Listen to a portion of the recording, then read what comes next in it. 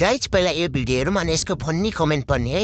म अहिले गाडीको तल किन आएको भन्दाखेरि यो मेरो जुन साइलेन्सर छ साइलेन्सरको पाइप चाहिँ अस्ति तल अफरोडमा ड्याङ्ग ठोकेर यो चाहिँ झर्या झरै गर्छ क्या। अनि यो यहाँ छिराउनुलाई चाहिँ दाइ र म चाहिँ छिरेको थियौँ बल्ल बन्यो, नत्र इन्जिन अन गर्दाखेरि चाहिँ खार गरेर ख्याट ख्याट ख्याट ख्याट आवाज आउँछ क्या। दाँतको डक्टर त भयो कहिलेकाहीँ त गाडीको डक्टर पनि हुनुपर्ने रहेछ। Thanks for watching. रुको जरा सबर करो। डक्टरको साइलेन्सरको पनि हाल उस्तै छ त। डक्टर साहब आफ्नो साइलेन्सर देखाउन आउनु भएको है गाडीको।